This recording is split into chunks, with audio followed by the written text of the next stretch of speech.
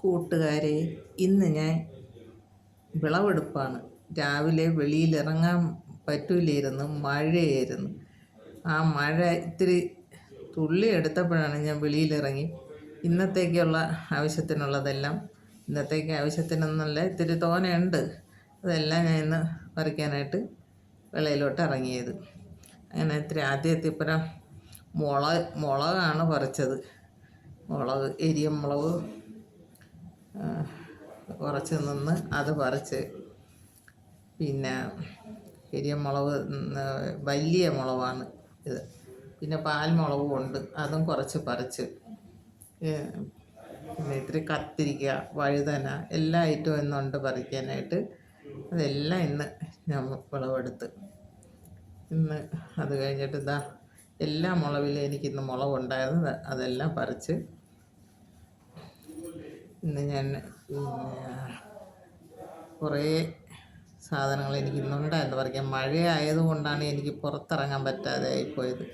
ഇത് കഴിഞ്ഞിട്ട് മുളക് പറിച്ചിട്ട് ഞാൻ വെണ്ടയൊക്കെ ഉണ്ടായിരുന്നു, അത് പറിക്കാനായിട്ട് അന്ന് വെണ്ടയ്ക്ക പറിച്ച്. ഈ വെണ്ടയുടെ ഇടയിൽ വെള്ളരി നട്ടിരുന്ന്, പക്ഷെ അത് രക്ഷപ്പെട്ട് കിട്ടിയില്ല.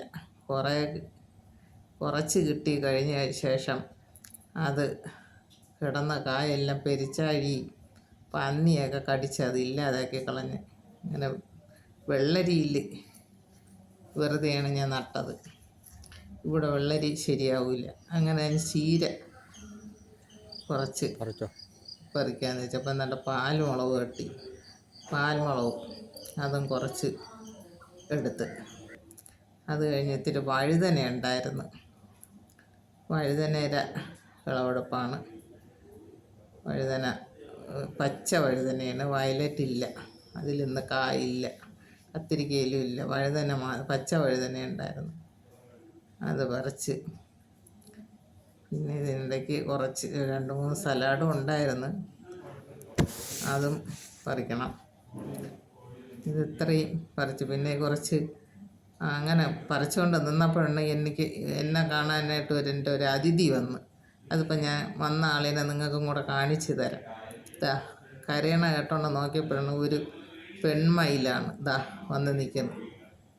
അത് വന്ന് മധുരച്ചീര ഇല കൊത്തിപ്പറക്കി തിന്നണമെന്നാണ് കണ്ടോണ്ടിരുന്നത്.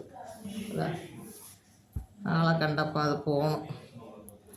വീഡിയോ എടുത്തുകൊണ്ടിരുന്ന സമയമായതുകൊണ്ട് അതും കൂടെ പിടിക്കാൻ പറ്റി. മധുരച്ചീര പറിക്കാനായിട്ട് വന്നപ്പോഴാണ് അത് ചീര കൊത്തി തിന്നുകൊണ്ടിരിക്കുന്ന കണ്ടത്. പിന്നെ പയർ കുറച്ച് എടുത്ത്. ഇന്നത്തെ വിളവെടുപ്പാണ് ഞാൻ ഈ കാണിച്ച് വയ്ക്കുന്നത്. എൻ്റെ ഈ വീഡിയോ എല്ലാവർക്കും ഇഷ്ടമെങ്കിൽ ലൈക്ക് ചെയ്യണം, ഷെയർ ചെയ്യണം, സബ്സ്ക്രൈബ് ചെയ്യണം.